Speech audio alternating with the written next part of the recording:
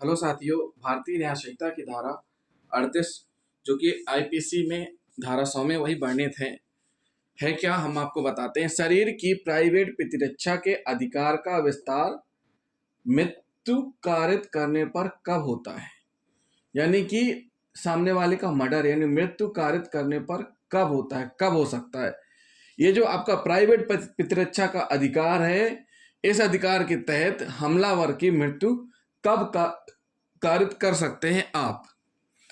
तो इसमें बताया गया है इस धारा में उन परिस्थितियों के संबंध में प्रावधान है जिनमें अभियुक्त को प्राइवेट प्रतिरक्षा के अधिकार का प्रयोग करते हुए हमलावर की मृत्यु तक करने का अधिकार प्रदान किया गया है इस धारा के अंतर्गत। यदि परिस्थितियां इस प्रकार की हों कि प्रतिरक्षक को हमले से यह युक्तियुक्त आशंका हो जाए कि यदि वह हमलावर की मृत्यु कारित नहीं करेगा तो हमलावर उसकी मृत्यु कारित कर देगा, तो प्रतिरक्षक हमलावर की मृत्यु या कोई अन्य अपहानि कारित कर सकता है। इस धारा के लागू होने के लिए आवश्यक है कि खतरे या हमले की आशंका युक्तिगत होना चाहिए। मतलब इसमें अभियुक्त को बचाव उसी समय मिलेगा जब क्या होना चाहिए, हमला युक्तियुक्त होना चाहिए। खतरा कैसा होना चाहिए, युक्तियुक्त खतरे। खतरे का मतलब तत्काल व विद्यमान खतरे से है। युक्तियुक्त मतलब जो तत्काल क्रिएट हुआ है खतरा, ना कि काल्पनिक या दूर का खतरा सम्मिलित है। काल्पनिक या दूर का खतरा सम्मिलित नहीं है। तो ये कौन कौन सी ऐसी 6 परिस्थितियां हैं जिनमें ऐसी स्थिति निर्मित हो जाती है कि हमलावर की आप मृत्यु भी कारित कर सकते हैं। तो जिन साथियों ने अभी तक हमारा चैनल सब्सक्राइब नहीं किया है तो सबसे पहले हमारे चैनल को सब्सक्राइब कर लें और वीडियो को लास्ट तक जरूर देखें। तो ये परिस्थितियां हैं। पहली है जब हमला ऐसा किया गया हो जिससे मृत्यु संभावित हो। दूसरी, जब हमला ऐसा किया गया हो कि गंभीर चोट आना संभव है। बलात्कार के लिए किया गया हमला, अप्राकृतिक अपराध के लिए किया गया हमला, व्यापार अपहरण के लिए किया गया हमला, सदोष परिरोध के लिए किया गया हमला। तो ऐसी स्थितियों में प्रतिरक्षक को यह प्राइवेट अधिकार प्राप्त है कि वह सामने वाले हमलावर की मृत्यु कारित कर सकता है। तो सबसे पहले हम पढ़ लेते हैं मृत्यु। ऐसा हमला जिससे युक्तियुक्त रूप से यह आशंका कारित हो कि अन्यथा ऐसे हमले का परिणाम मृत्यु होगा। मतलब ये क्लियर हो, यह युक्तियुक्त खतरा यानी ऐसा खतरा हो कि जिससे यह स्थिति हो कि अगर आप अपने आप को बचाने के लिए हमला नहीं करते हैं तो सामने वाला आपको जान से मार देगा। तो इस स्थिति में हम आपको एक उदाहरण के माध्यम से समझाएंगे। नाबियाबाई बनाम मध्य प्रदेश राज्य। क्या है? नाबियाबाई बनाम मध्य प्रदेश राज्य के बाद में एक व्यक्ति और अभियुक्त महिला के बीच कहासुनी के दौरान उस व्यक्ति ने महिला को गिरा दिया। एक व्यक्ति और महिला के बीच विवाद हो रहा है, कहासुनी हुई और उस व्यक्ति ने महिला को गिरा दिया और हाथ में चाकू लिए उसकी छाती पर बैठ गया। महिला के चिल्लाने पर उसी खेत में पास में काम कर रही उसकी मां तथा बहन उसे बचाने दौड़कर आई। महिला ने किसी प्रकार स्वयं को छुड़ाकर मृतक के हाथ से चाकू छीनकर स्वयं को बचाने के लिए उस व्यक्ति पर चाकू से कई वार किए, जिससे उसकी मृत्यु हो गई। मतलब सीधी सी बात है, एक महिला है एक पुरुष है, दोनों का विवाद हुआ। उस पुरुष ने महिला को पटक दिया और उसके ऊपर बैठकर चाकू लेकर के उस पर हमला करने लगा। तो महिला ने क्या किया, हल्ला किया। हल्ला सुनकर के उसकी माँ और बहन आई और उस महिला ने जैसे तैसे करके उससे स्वयं को छुड़ाया और चाकू छुड़ा लिया। चाकू छुड़ा करके उस व्यक्ति पर हमला किया। न्यायमूर्ति आर एम सहाय साहब ने कहा है कि जो वृत्तांत सुनाया गया उससे यह पर्याप्त रूप से स्पष्ट है कि अभियुक्त का मृतक की मृत्यु कारित करने या गंभीर चोट पहुंचाने का ना तो कोई इरादा था और ना हेतु। वह केवल स्वयं को हथियारधारी महिला से बचाने का प्रयास कर रही थी। हम संतुष्ट हैं कि उसने अपनी निजी प्रतिरक्षा के अधिकार में कार्य किया। तो साथियों, ये है एक उदाहरण जिसमें हमने आपको बताया। एक उदाहरण और हम बताते हैं। रामफल बनाम हरियाणा राज्य के बाद में अभियुक्त और मृतक के बीच कोई पूर्व दुश्मनी नहीं थी। संपूर्ण घटना तत्काल घटित हुई। दोनों आपस में अचानक लड़ने लगे। अभियुक्त को पर्याप्त चोटें पहुंचाई गईं, जिनमें से कई शरीर के नाजुक अंगों में थी। अभियोजन पक्ष ने इन चोटों का कोई स्पष्टीकरण नहीं दिया। उच्चतम न्यायालय ने अभिनिर्धारित किया कि यह तर्क क्या निर्धारित किया कि अभियुक्त ने मृतक को चोट अपने प्राइवेट प्रतिरक्षा के अधिकार के अंतर्गत कारित की पर्याप्त संभव प्रतीत होता है। अभियुक्त ने मृतक के सिर पर केवल एक चोट पहुंचाया जिससे दुर्भाग्य से उसकी मृत्यु हो गई। अभियुक्त को संदेह का लाभ दिया गया। मतलब जो अभियुक्त है, अभियुक्त को मृतक ने पहले बहुत चोटें पहुंचाई, लेकिन अभियुक्त ने केवल एक ही चोट पहुंचाई जिससे उसकी मृत्यु हो गई। तो इस स्थिति में उसको इस चीज का लाभ प्राप्त हुआ है। साथियों, अब हम पढ़ेंगे प्राण घातक तथा गंभीर चोट के हमले की युक्तियुक्त आशंका। दोनों कंडीशन सेम है लगभग, मृत्यु से संबंधित और इसमें। तो जब किसी व्यक्ति को मृत्यु या गंभीर चोट पहुंचने की युक्तियुक्त आशंका हो तो वह हमलावर की मृत्यु तक कर सकता है, परंतु खतरे की आशंका कैसी होनी चाहिए? तत्काल होनी चाहिए। क्या होनी चाहिए? खतरे की आशंका तत्काल होनी चाहिए। केवल धमकी के कारण ऐसी आशंका या भय युक्तियुक्त नहीं होगी। केवल धमकी बस से नहीं होगा। क्या होनी चाहिए? क्लियरिटी होनी चाहिए। यह निर्धारित करना अत्यंत कठिन है कि किस आशंका को युक्तियुक्त माना जाए। मतलब सीधी सी बात है, यह बहुत कठिन होता है, लेकिन इसमें हम आपको बता रहे हैं कि स्थितियां क्या हैं। यदि व्यक्ति के सामने स्थिति उत्पन्न हो जाए कि यदि उसने सामने खड़े हमलावर को नहीं देखा तो वह निश्चित रूप से उसकी हत्या कर देगा अथवा गंभीर चोट पहुंचा देगा। यद्यपि यह निर्धारित करना अत्यंत कठिन है कि किस आशंका से युक्तियुक्त माना जाए, परंतु फिर भी काम के लिए गए अधिकार, जो फिर भी काम में लिए गए हथियार, मतलब उस घटनाक्रम में प्रयुक्त हथियारों, मृतक व्यक्ति की स्थिति व मामले की परिस्थितियों द्वारा उसे निश्चित किया जा सकता है। तो ये हो गई धारा क्या? प्राणघातक तथा गंभीर चोट के हमले की युक्तियुक्त आशंका। उसके बाद साथियों, अप्राकृतिक कृत्य और बलात्कार दोनों को हम एक साथ बता रहे हैं। यदि कोई व्यक्ति किसी लड़की स्त्री के साथ बलात्कार करने के आशय से अथवा किसी व्यक्ति के साथ अप्राकृतिक अपराध करने के आशय से हमला करे तो ऐसे हमलावर व्यक्ति की मृत्यु तक की जा सकती है और हत्या करने वाला व्यक्ति उक्त धारा के अनुसार हत्या का दोषी नहीं माना जाएगा। यानी जबरदस्ती किसी प्रकार से की जा रही है तो सामने वाला बचाने के लिए हमलावर की हत्या भी कर देगा, तो उसमें भी उसको हत्या का दोषी नहीं माना जाएगा। तो साथियों, ये क्या है? ये हुआ स्थिति किस चीज की? कि बलात्कार तथा अप्राकृतिक अपराध करने के आशय से हमला के संबंध में जो हमने आपको बता दिया। मोहम्मद शमी बनाम सम्राट में यह अभिनिर्धारित किया गया कि यदि वह अपराध जिसके कारण प्राइवेट प्रतिरक्षा के अधिकार का प्रयोग किया गया है, बलात्कार करने के लिए हमला था, तो पत्नी के शरीर की रक्षा के लिए हमलावर की मृत्यु भी पति द्वारा कारित की जा सकती है और पति को इस धारा के अंतर्गत बचाव उपलब्ध होगा। एक और है प्रकरण नाहर सिंह बनाम राज के मामले में। अभियुक्त ने अपनी साली पर किए गए बलात्कार के लिए मतलब इसी प्रकार नाहर सिंह बनाम राज के मामले में अभियुक्त ने अपनी साली पर किए गए बलात्कार के हमले को बचाने के लिए मृतक को गंभीर चोट पहुंचाई जिसके परिणाम स्वरूप उसकी मृत्यु हो गई, तो उसको भी इस धारा के अंतर्गत बचाव दिया गया है। साथियों, ये ऐसी स्थितियां हैं जिनमें सामने वाले के पास कोई ऑप्शन नहीं रहता है सिवाय हत्या के। अगर नहीं करेंगे तो बचाया नहीं जा सकता। गुरैया बुच्चा बनाम गुजरात राज्य का एक मामला है अप्राकृतिक अपराध से संबंधित। तो गुरैया बुच्चा बनाम गुजरात राज्य के मामले में जहां अभियुक्त के साथ अप्राकृतिक संभोग करने के आशय से मृतक ने हमला किया तथा मृतक ने उसे चोटें भी पहुंचाई, अपना बचाव करने के आशय से अभियुक्त ने हमलावर को चोटें पहुंचाई, परंतु जब वह गिर गया तो गिरने के बाद भी उसे गंभीर चोटें पहुंचाई जिसके कारण उसकी मृत्यु हो गई। न्यायालय ने अभिनिर्धारित किया कि हमलावर व्यक्ति के गिरते ही अप्राकृतिक संभोग का खतरा समाप्त हो गया था, अतः बाद में पहुंचाई गई गंभीर चोट प्रतिरक्षा के अधिकार का अतिक्रमण है, इसलिए अभियुक्त बचाव प्राप्त करने का अधिकारी नहीं है। ये एक अपवाद है। देखिए साथियों, उस स्थिति तक ही हमला करना है जितने तक बचाव हो। वो आपको हम पहले भी बता चुके हैं, उतनी ही हानि पहुंचानी जितनी जरूरी है। हमलावर जो कि अप्राकृतिक संभोग कर रहा है, सामने वाले जो पीड़ित है, जो अभियुक्त पीड़ित है, उसने सामने वाले को चोटें पहुंचाई और उसको गिरा दिया। जब वो सामने वाला गिर गया है, उठ नहीं पा रहा है, उस स्थिति में अब अप्राकृतिक संभोग का खतरा समाप्त हो चुका है, माननीय न्यायालय ने माना है। तो बाद में पहुंचाई गई चोटें, बाद में उसको फिर से चोटें पहुंचाई जा रही हैं जिससे उसकी मृत्यु हो रही है। तो इस स्थिति में जो अभियुक्त है उसको बचाव प्राप्त नहीं होगा। अगला हम पढ़ेंगे व्यापरण तथा अपहरण करने के आशय से किया गया हमला।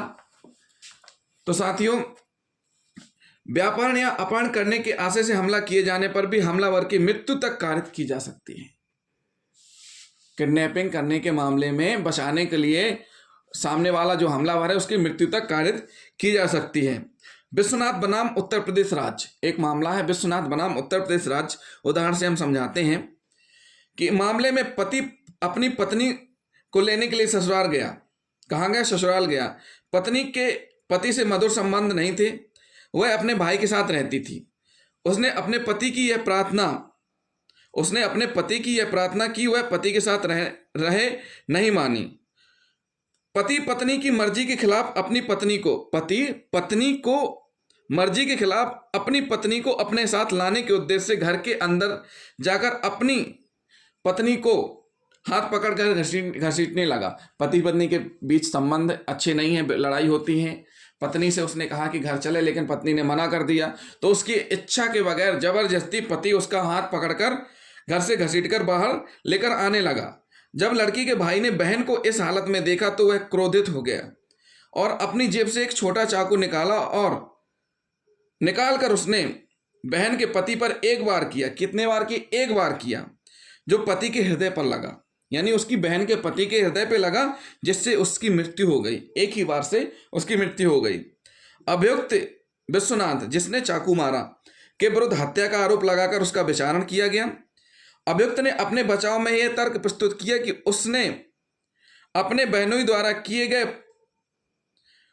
उसकी बहन को उसकी मर्जी के विरुद्ध घसीटने के कार्य के प्रतिरोध में अपनी बहन के शरीर की प्रतिरक्षा का अधिकार प्राप्त था, क्योंकि बहनोई ने अपहरण के लिए हमला किया था। न्यायालय को इस बात का विश्वास था कि चूंकि एक ही बार किया, कितने बार किएगा? एक ही बार किया गया, तो धारा 99 यानी 37 BNS के अंतर्गत यह शर्त है कि प्रतिरक्षा के लिए आवश्यक बल से अधिक बल का प्रयोग न किया जा, मतलब प्रतिरक्षा के लिए आवश्यक बल से अधिक बल का प्रयोग न किया जा सकता हो, जो कि पूर्ण होती है शर्त। जो 99 में बताया गया है कि जितना बल जरूरत हो उतना प्रयोग करना है, जो कि इस मामले में पूर्ण होती है। एक अकेले वार के हृदय पर लगने के कारण मृत्यु हो गई। न्यायालय ने अभियुक्त का बचाव मान करते हुए दोष मुक्त कर दिया। क्या कर दिया? दोष मुक्त कर दिया। फिर कंडीशन है सदोष प्रतिरोध के लिए हमला। यदि किसी व्यक्ति को युक्तियुक्त आशंका हो कि सदोष प्रतिरोध के लिए उस पर हमला किया जा रहा है, तो लोक प्राधिकारियों की सहायता ना ले सकेगा, तो वह हमलावर की मृत्यु कर सकता है। इसमें दो कंडीशन है। पहली कंडीशन ये है कि उसको ये पता हो कि उस पर सदोष प्रतिरोध के लिए हमला किया जा रहा है, और साथ ही साथ वह लोक प्राधिकारियों की सहायता नहीं ले सकता है, यानी जो पब्लिक सर्वेंट है उनकी सहायता नहीं ले सकता है। उस कंडीशन में वह हमलावर पर अपने प्रतिरक्षक रूप में हमला करके मृत्यु भी कारित कर सकता है। तो ये हुई धारा 100, शरीर की प्राइवेट प्रतिरक्षा के अधिकार का विस्तार मृत्यु कारित करने पर कब होता है। अब हम अगली धारा पढ़ेंगे, धारा 39 BNS की और IPC की 101 है।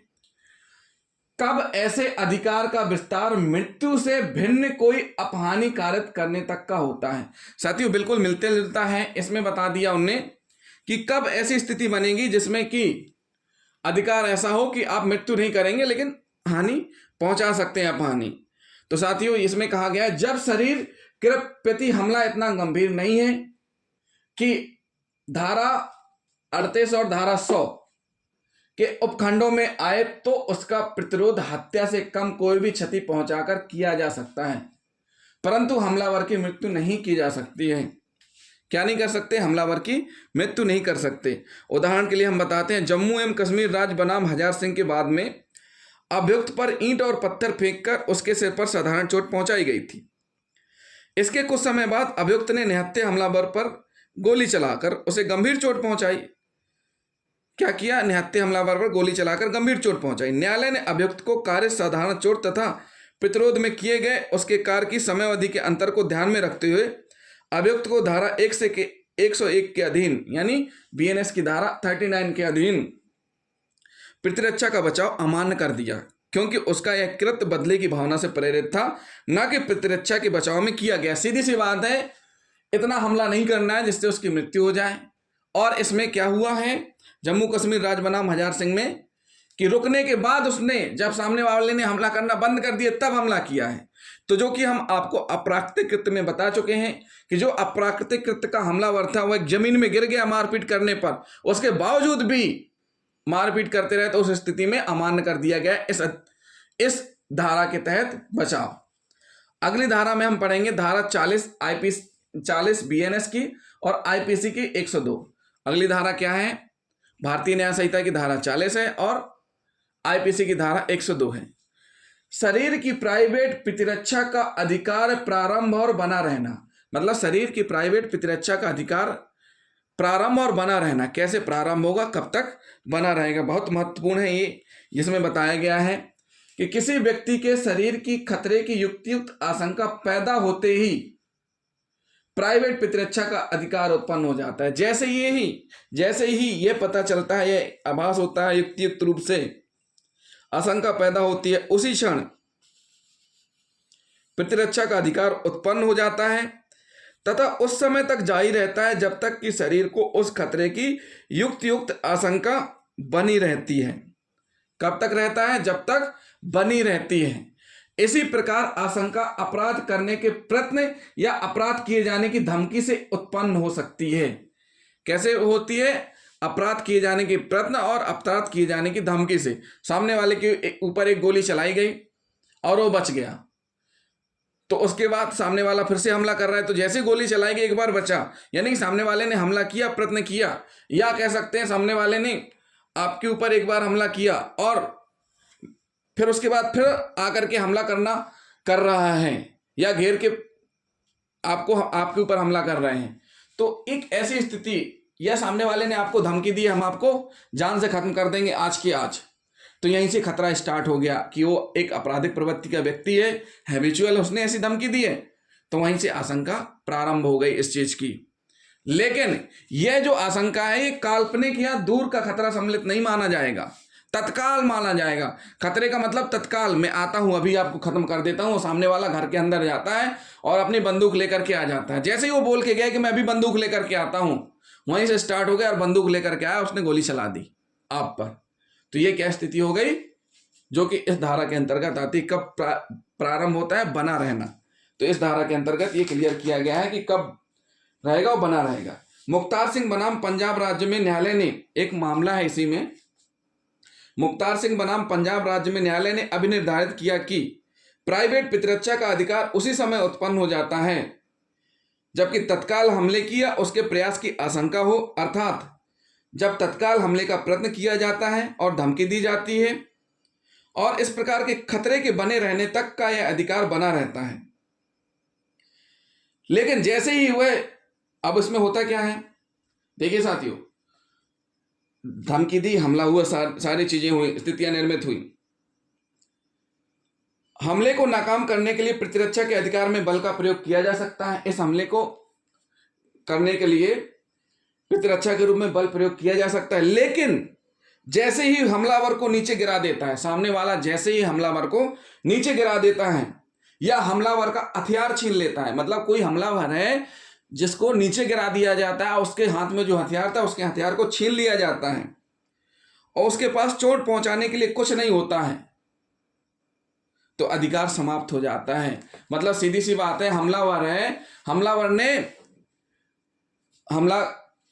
ने आपको धमकी दी और हमलावर का हथियार छुड़ा लिया गया, हमलावर को जमीन में गिरा दिया गया। जब हमलावर को जमीन में पटक दिया गया, उसका हथियार छुड़ा लिया गया, उसके बाद अगर उसकी हत्या की जाती है तो यहां यह अधिकार समाप्त माना जाएगा। मतलब प्राइवेट प्रतिरक्षा के अधिकार का इसमें फायदा नहीं मिलेगा। लेकिन अधिकार, ये खतरा कब तक बना रहा? जब तक कि वह नीचे गिर नहीं गया और जब तक कि उससे हथियार छुड़ा नहीं लिया गया।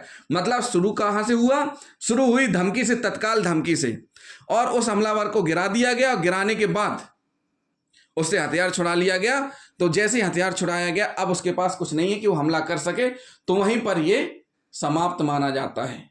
तो साथियों, जिन साथियों ने हमारा चैनल अभी तक सब्सक्राइब नहीं किया है तो हमारे चैनल को सब्सक्राइब कर लें, वीडियो को लाइक और शेयर करना ना भूलें। अगले वीडियो में हम आपको कब संपत्ति की प्राइवेट प्रतिरक्षा के अधिकार का विस्तार मृत्यु कारित करने तक का होता है, बताएंगे। तो जिन साथियों ने अभी तक हमारा चैनल सब्सक्राइब नहीं किया है, चैनल सब्सक्राइब कर लें, बेल आइकन बटन दबाना ना भूलें और साथ ही साथ कमेंट करना ना भूलें। थैंक यू दोस्तों।